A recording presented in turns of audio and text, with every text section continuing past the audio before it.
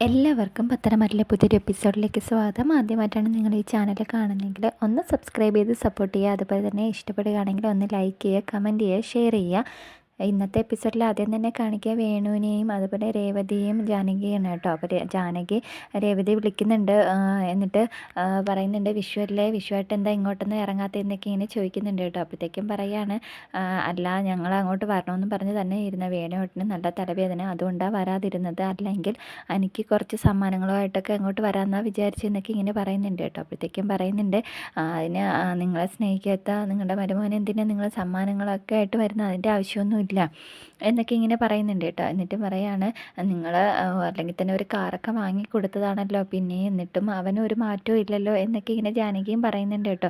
എന്ന് വെച്ചിട്ട് ഞങ്ങളുടെ ഒരേ ഒരു മരുമകനല്ലേ, ഞങ്ങളെ അവൻ സ്നേഹിച്ചില്ലെങ്കിൽ ഞങ്ങൾക്ക് സ്നേഹത്തിന് ഒരു കുറവുമില്ല എന്നൊക്കെ ഇങ്ങനെ രേവതിയും പറയുകയാണ് ചെയ്യുക. അപ്പോഴത്തേക്കും വേണു വരുന്നുണ്ട്.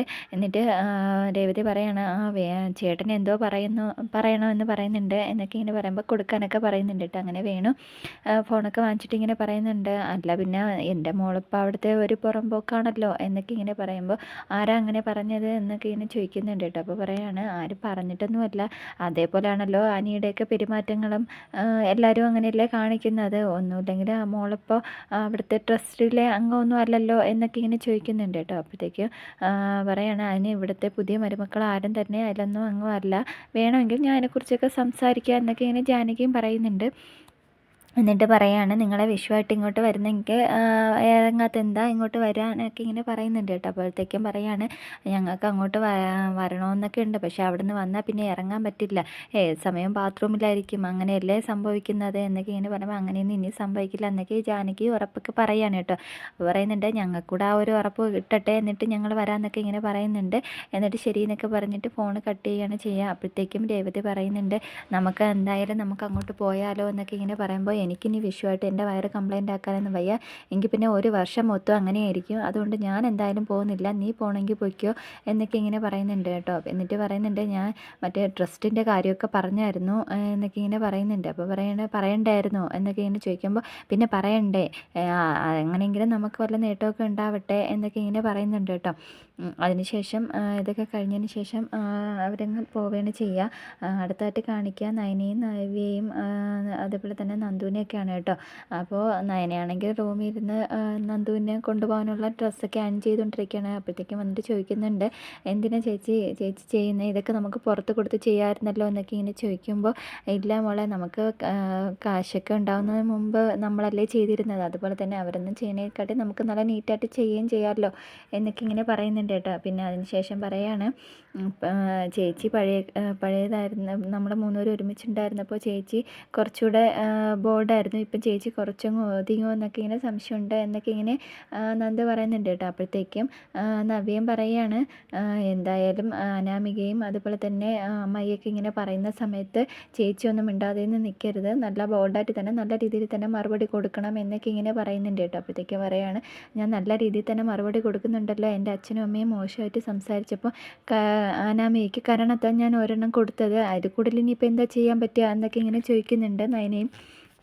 എന്നിട്ട് പറയുന്നുണ്ട് നന്ദു, എന്തായാലും ഞാൻ യൂണിഫോം ഇട്ടതിന് ശേഷം നമുക്ക് എല്ലാത്തിനും ഒരു തീരുമാനം ഉണ്ടാക്കാം, വേറൊന്നുമല്ല, അന്ന് മറ്റേ വിഷം കൊടുത്തതും അതുപോലെ തന്നെ മാല മോഷണം പോയതൊക്കെ ഇപ്പോഴും അച്ഛൻ്റെ അമ്മയുടെ മണ്ടയിലല്ലേ വെച്ചിരിക്കുന്നത്, ഇപ്പോഴും അവർ അതാ പറഞ്ഞുകൊണ്ടിരിക്കുന്നത്, എന്തെങ്കിലും കാരണവശാൽ ആ കേസ് ഒന്നേന്ന് തെളിവെടുപ്പ് വന്നാൽ, അല്ലെങ്കിൽ ആ കേസ് തെളിയിക്കേണ്ടി വന്നാൽ ഞാൻ അതിനെല്ലാം ഒന്ന് അഴിച്ചു പണിയുന്നുണ്ട് എന്നൊക്കെ ഇങ്ങനെ നന്ദുവും പറയുന്നുണ്ട് കേട്ടോ. അപ്പോഴത്തേക്കും നവ്യ പറയണം, നീ യൂണിഫോം ഇട്ടിട്ട് വേണം എനിക്ക് 1-2 പേർക്ക് കൊടുക്കാൻ, വേറെ ഒന്നുമല്ല, അച്ഛനും അമ്മയും അന്ന് പലിശക്കാർ അപമര്യാദയായിട്ട് പെരുമാറിയില്ലേ, അവർക്കൊന്ന് നല്ല രീതിയിലൊന്ന് കൊടുക്കണം, പിന്നെ അതുപോലെ തന്നെ വേറൊരാൾക്കും കൊടുക്കണം എന്നൊക്കെ ഇങ്ങനെ പറയുന്നുണ്ട്.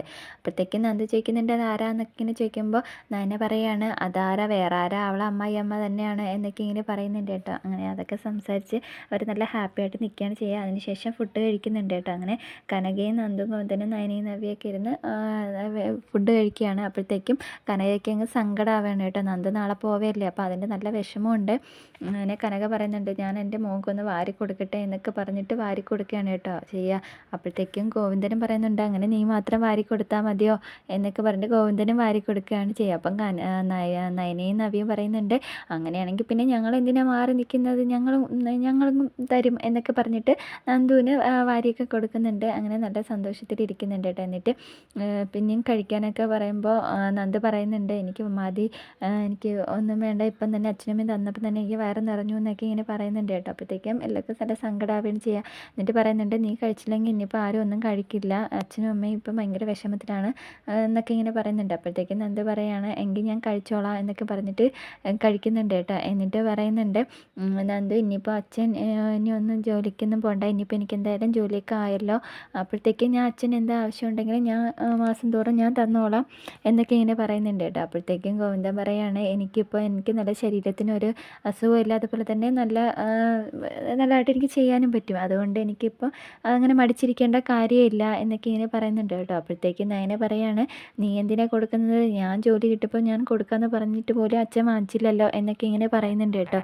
അപ്പോഴത്തേക്കും നവ്യ പറയുന്നുണ്ട്, ഇവർ രണ്ടുപേരെ പോലെ എനിക്ക് ജോലിയൊന്നുമില്ല, എനിക്കങ്ങനെ ശമ്പളമൊന്നും തരാൻ പറ്റില്ല കേട്ടോ അച്ഛാ എന്നൊക്കെ ഇങ്ങനെ പറയുമ്പോൾ, അതിന് മോള് ഞങ്ങൾക്കൊന്നും തരണ്ട, മോളെപ്പോലെ നല്ല ആരോഗ്യമുള്ള ഒരു കുഞ്ഞിനെ ഞങ്ങൾക്ക് തന്നാൽ മതി എന്നൊക്കെ ഇങ്ങനെ പറയുന്നുണ്ട്. അപ്പോഴത്തേക്കും നന്ദു പറയുകയാണ്, എനിക്ക് ചേച്ചിയുടെ ഇത് പ്രസവ സമയത്ത് ഞാനിവിടെ കാണില്ലല്ലോ, അതെനിക്ക് ഭയങ്കര വിഷമമാണൊക്കെ എന്നൊക്കെ പറയുന്നുണ്ട്.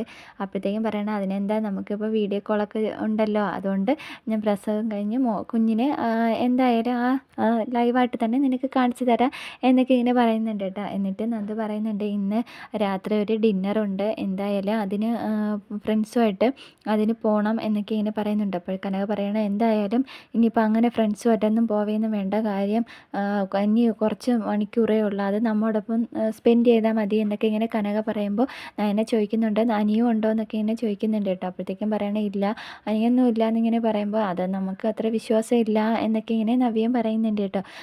അപ്പോൾ നന്ദുവിന് നല്ല വിഷമാവുകയാണ് ചെയ്യാറുണ്ട്. നന്ദു പറയുന്നുണ്ട്, എനിക്ക് മതി എന്നൊക്കെ പറഞ്ഞിട്ട് അവിടുന്ന് എണീച്ച് റൂമിലേക്ക് പോകുന്നുണ്ട് കേട്ടോ. അങ്ങനെ നന്ദുവിൻ്റെ റൂമിലേക്ക് കനകയും ഗോവിന്ദനും കൂടെ വരുന്നുണ്ട് കേട്ടോ. ഗോവിന്ദൻ കുറച്ച് ഡ്രസ്സൊക്കെ ആയിട്ടാണ് വരുന്നത്. എന്നിട്ട് പറയുന്നുണ്ട്, ഇതാ മോളെ, ഇത് അച്ഛൻ മോൾക്ക് വേണ്ടി വാങ്ങിച്ച കുറച്ച് ഡ്രസ്സാണെന്നൊക്കെ ഇങ്ങനെ പറയുന്നുണ്ട് കേട്ടോ. അപ്പോഴത്തേക്കും പറയാണ്, അച്ഛൻ എന്തിനാ അച്ഛൻ ഇതൊക്കെ വാങ്ങിച്ചത്, ഇത് ഒരുപാടുണ്ടല്ലോ എന്നൊക്കെ ഇങ്ങനെ പറയുന്നുണ്ട് കേട്ടോ. അപ്പോഴത്തേക്കും പറയാണ്, ഇല്ല മോള് ക്യാമ്പിൽ പോകുമ്പോൾ പുതിയ ഡ്രസ്സൊക്കെ ഇട്ടാൽ മതി എന്നൊക്കെ ഇങ്ങനെ പറയുന്നുണ്ട് കേട്ടോ. അപ്പോഴത്തേക്കും കനക പറയാണ്, മോളെ ഞങ്ങൾക്ക് ഇങ്ങനെ എസ് ആവണതിലൊന്നും വലിയ താല്പര്യമൊന്നുമില്ല, ഇപ്പോഴത്തെ കാലത്ത് പെൺകുട്ടികൾ യൂണിഫോം ഇടുന്നത് വലിയ കാര്യമൊന്നുമില്ല, പക്ഷേ മോളായതുകൊണ്ടാണ് ഞങ്ങൾക്ക് പേടി എന്നൊക്കെ ഇങ്ങനെ പറയുന്നുണ്ട് കേട്ടോ. അപ്പോഴത്തേക്കും ഗോവിന്ദനും പറയുന്നുണ്ട്, ഇപ്പോഴത്തെ പിള്ളേരുടെ സ്വഭാവങ്ങളൊക്കെ അറിയാമല്ലോ, ചോരത്തിളപ്പ് കൊണ്ട് ഓരോ കാര്യങ്ങൾ ഇപ്പം ചെയ്യാൻ വേണ്ടിയിട്ടൊക്കെ ഇറങ്ങും, പക്ഷേ അതിനൊക്കെ തിരിച്ചടികൾ കിട്ടുന്നുമുണ്ട്, അതുകൊണ്ട് മോൾ എല്ലാ കാര്യങ്ങളും ചെയ്യുമ്പോഴത്തേക്കും എല്ലാ നയത്തിന് വേണം ചെയ്യാനെന്നൊക്കെ ഇങ്ങനെ പറയുന്നുണ്ട് കേട്ടോ. എന്നിട്ട് പറയുകയാണ്, അനിയുടെ കാര്യം തന്നെ അറിയാമല്ലോ, മോൾ ആ കാര്യങ്ങളും കൂടെ ഒന്ന് നോക്കിക്കോണം, കാര്യം അത് അവനുമായിട്ടുള്ള എല്ലാ ബന്ധങ്ങളും അവസാനിപ്പിക്കുകയും വേണം, ഇനി ക്യാമ്പിലോട്ട് പോകുന്ന സമയത്ത് മോളെ വിളിക്കുകയും സംസാരിക്കുകയും ചെയ്യാൻ പാടില്ല എന്നൊക്കെ ഇങ്ങനെ പറയുന്നുണ്ട്. അതുകൊണ്ട് തന്നെ ഞങ്ങൾ മോളെ ക്യാമ്പിൽ പോകണമെങ്കിൽ പൊയ്ക്കോട്ടെ എന്ന് വിചാരിച്ചത്, അല്ല മോളെ പോകണമെന്ന് ഞങ്ങൾക്ക് വല്ല താല്പര്യമൊന്നുമില്ല എന്നൊക്കെ ഇങ്ങനെ പറയുന്നുണ്ട് കേട്ടോ.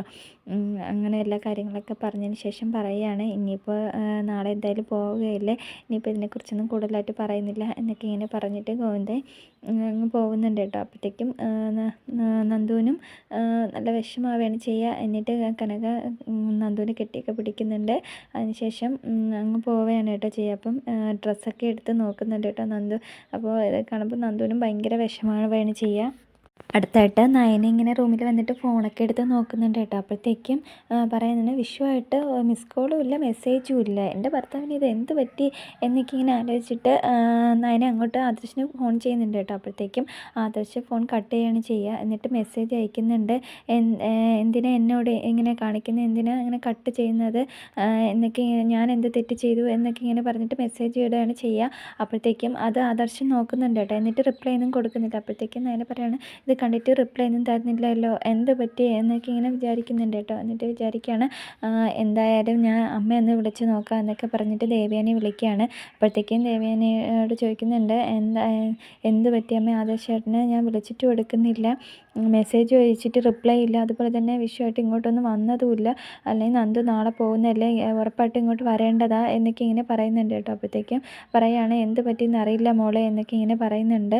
അപ്പോഴത്തേക്കും പറയും മോളെ വിഷമിക്കാതിരിക്കുക, എന്തായാലും ഞാൻ എന്താ സംഭവമെന്ന് ഞാൻ തിരക്കി നോക്കാം എന്നൊക്കെ ഇങ്ങനെ പറയുന്നുണ്ട് കേട്ടോ. ഇനിയിപ്പോൾ ആദർശിനെ പറ്റി വിചാരിച്ച് വിഷമിച്ചിരിക്കാതെ നന്ദു നാളെ പോവല്ലേ, അവളെ നല്ല സന്തോഷത്തോടെ പറഞ്ഞു വിട് എന്നൊക്കെ ഇങ്ങനെ പറഞ്ഞിട്ട് ദേവേനി അങ്ങ് ഫോൺ കട്ട് ചെയ്യണം കേട്ടോ ചെയ്യുക. എനിക്കങ്ങനെ നല്ല ടെൻഷനാവുകയാണ് ചെയ്യുക, നല്ല വിഷമമാവുന്നുണ്ട്, ആദർശ് ഫോൺ എടുക്കാത്തതുണ്ട് കേട്ടോ, വിഷമിച്ച് നിൽക്കുന്നുണ്ട്. അതിനുശേഷം ദേവയാനി നേരെ ആദർശിൻ്റെ അടുത്തേക്കാണ് കേട്ടോ വരിക. എന്നിട്ട് ആദർശിനെ ഇങ്ങനെ നോക്കിക്കൊണ്ട് നിൽപ്പുണ്ട്.